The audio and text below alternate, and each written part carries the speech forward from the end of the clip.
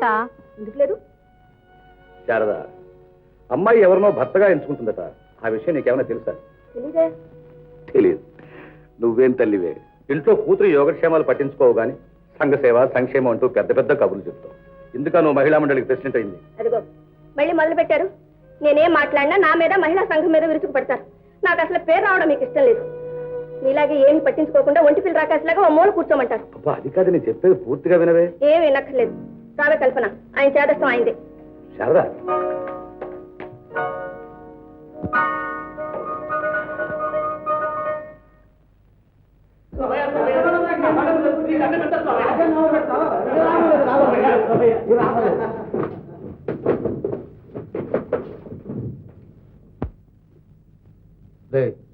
ఏమిట్రా ఈ పగటి వేషం? రాజాధిరాజ రాజ పరమేశ్వర మురురాయర గండ జగనొబ్బ గండ శ్రీ శ్రీ శ్రీ కృష్ణదేవరాయ మహారాయల వేషం నాన్న. నోర్మయ్య సమయ ఏమిటి గోవ? ఏం చేయను బాబు, పిల్లా పాప కల్లోండి అప్పులిచ్చి వ్యాపారం ఎట్టా చేయను బాబు. అబ్బాయి గారు డామా కంపెనీ పెట్టి నా సోడా కుట్టు గడగడా తాగేశారు. 800 బాకీ పడ్డారు బాబు. 800? అవును బాబు. ఎలా రాజు, ట్యూటోరియల్ కాలేజ్ నువ్వు చదివే చదువు ఇదేనా? కళాసేవ నాన్న. ఏడిచావు నీ మొహం.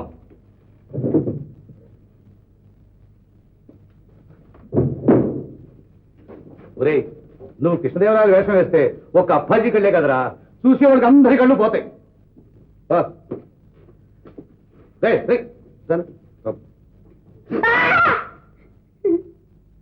ఈ వేషంతో ఊరే నా పరువు తీక త్వరగా వేషం తీసి కాళ్ళు ఇంటి తగడు.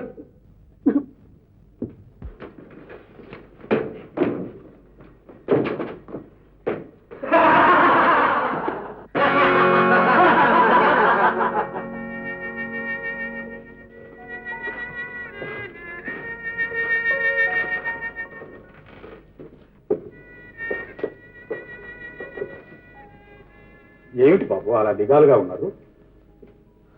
ఏం చేయమంటావు గోపాల్, నా బాధ నీకు ఎలా చెప్పాలో అర్థం కాకుండా ఇంత ఆస్తి ఉన్న ఆనందం లేని వాడిని. అదేంటి బాబు, మీకేం తక్కువ? అంతా తక్కువే గోపాల్. అదృష్టవంతులు అంటే నువ్వయ్యా.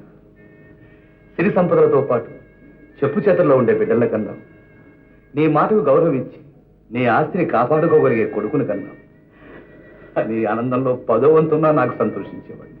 బాబు, నా జీవితంలో నేను పడ్డ కష్టాలు నా బిడ్డలు పడకూడదని 1000 దేవుళ్లకు మొక్కుకుంటున్నాను. ఇంత కష్టపడి ఆర్జించిన ఆస్తి వాళ్ళు దక్కించుకోలేరేమోనే భయంగా ఉంది. భయపడకండి బాబు, చెమటోడ్చి న్యాయంగా ఆర్జించారు. మీ సొమ్ము ఎక్కడికి పోదు. ఎన్నో కుటుంబాలకు జీవనోపాధి కల్పించిన మీకు దేవుడు ఏ అన్యాయము చేయడు బాబు. ఏమో గోపాల్, ఎంత ఆస్తి సంపాదించినా మనస్సుకి శాంతి లేదు. నా వాళ్ళెవ్వరూ నన్ను అర్థం చేసుకోవట్లేదయ్యా. అసలు ఇంటి సంగతి తలుచుకుంటేనే ఈ ఆవేదనంతా తాత్కాలికమే బాబు. మీ ఓర్పే మిమ్మల్ని కాపాడుతుంది. అసలు నా ఓర్పేనయ్యా ఇంతవరకు తెచ్చింది. గోపాలం, నువ్వేమన్నా చెప్పు, ఇల్లాలు బిడ్డలు మగవాడి చెప్పు చేతిలో లేకపోతే అంతకంటే నరకం లేదయ్యా. గోపాలం, ఈ నరకంలో రోజుకోసారి చచ్చి బ్రతుకుతున్నానయ్యా. చూడెవరు? Hello, good morning sir. ఏమి లేదు, శారదమ్మ గారు టీ పార్టీకి ఆర్డర్ ఇచ్చారు. బిల్లు ఆఫీసుకు పంపంటారా? పంపించండి. అమ్మగారు ఏదో పార్టీ ఇస్తున్నారట. హోటల్ వాడు బిల్లు ఇక్కడికే పంపుతానంటుంది. ఊసుబలి కాముందు ఊరబంతి పెట్టాడు. హలో, నేనే శారదని ప్రతాప్ ఇంటికి తీసుకొచ్చాను. ఈ సాయంత్రమే నా స్నేహితులందరికీ పరిచయం చేస్తున్నాను. దానికి ఒక చిన్న పార్టీ ఏర్పాటు చేశాను. అంతా సరిగ్గా 6 గంటలకు వస్తారు. మీరు తప్పకుండా రావాలి. వచ్చేటప్పుడు ఫోటోగ్రాఫ్ని తీసుకురండి. ప్రతాప ప్రతాప్ ఎవరే? పార్టీ ఏమిటి? హలో హలో, రాను రాను శృతి మించిపోతుంది. వీళ్ళకి ఎలా బుద్ధి చెప్పాలో తెలియట్లేదు. కొడదామో తిడదామో అంటే చిన్నవాళ్ళు కారయ్య. ఏం పాల్గొట్లేదయ్యా. తలవని తలంపుగా ఈ పార్టీ ఏమిటి? ప్రతాప్ ఎవరండి? తినబోతు రుచెందుకు? కాసేపట్లో చూస్తారుగా. కల్పన, తీసుకెళ్ళి కూర్చోబెట్టు. రండి.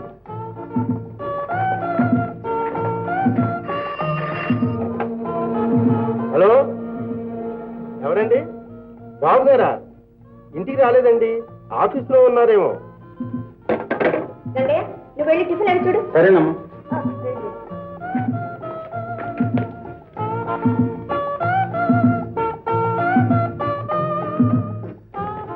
ప్రతాప్ ఎవరే శాంత? రాధమ్మ గారికి అన్నో తమ్ముడో అయి ఉంటాడు. చూడబుట్టిన వాళ్ళ కోసం ఇంత ఆర్పాటు ఎవరు చేస్తారు ఈ రోజుల్లో? నిజమే. అయితే కాబోయే అల్లుడేమో. అదే అల్లా చెప్పు. హలో. లేదండి, ఆయన ఇంకా ఇంటికి రాలేదు. ఆఫీస్లోనే ఉంటారు. ఆయన ఆఫీస్కేగా పుస్తక కట్టింది. అయ్యో, భారీ పార్టీ ఇస్తుంది, త్వరగా ఇంటికి వెళ్ళాలని తోస్తాగా. క్షమించండి, ఇప్పటికే ఆలస్యమైంది. మీరంతా ప్రతాప్ ఎవరా అని ఆలోచిస్తున్నారు కదా, అందుకే ముందు పరిచయం చేసి తర్వాత ప్రతాప్ గొప్పతనాన్ని గురించి మీకు చెప్తాను. ప్రతాప్, ప్రతాప్.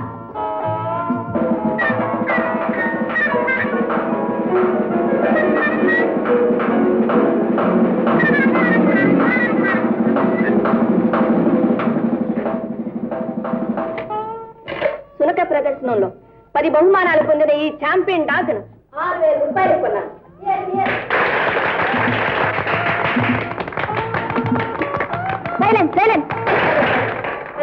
సమయానికి మా వారు కూడా వచ్చారు.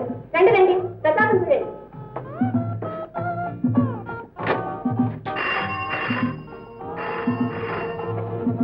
హలో, నేనే సుబ్బయ్య మాట్లాడుతున్నాను. ఏమిటి? ఏమిటండి, ఏమైంది?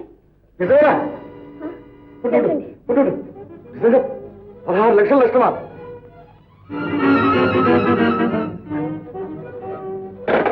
అయితే నేను దివాలా, మీరు దివాలా. ఇక నా పిల్లలు డాక్టర్ ఫోన్ చేయండి.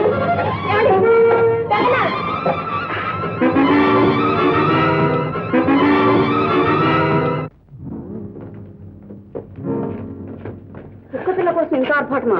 అందుకే తగిన శాస్తి జరిగింది. ఎంత డబ్బున్నా ఇంత మితిమీరిపోవటమా? కాస్త వెనక ముందు చూసుకోమ్మా శారదమ్మ అని నెత్తి నోరు మొత్తుకుంటే విన్నదా? సరే సరే పదండి, ఇంకా ఇది ఇవ్వు అది ఇవ్వని మనల్ని పిలుస్తాను. హలో, నేనే రాజశేఖర్ మాట్లాడుతున్నానండి. ఏమిటి, నాన్నగారి కంపెనీ దివాళా తీసిందా? జోకా? నిజంగానా? ఏమిటి, వ్యాపారంలో నష్టం 16 లక్షల?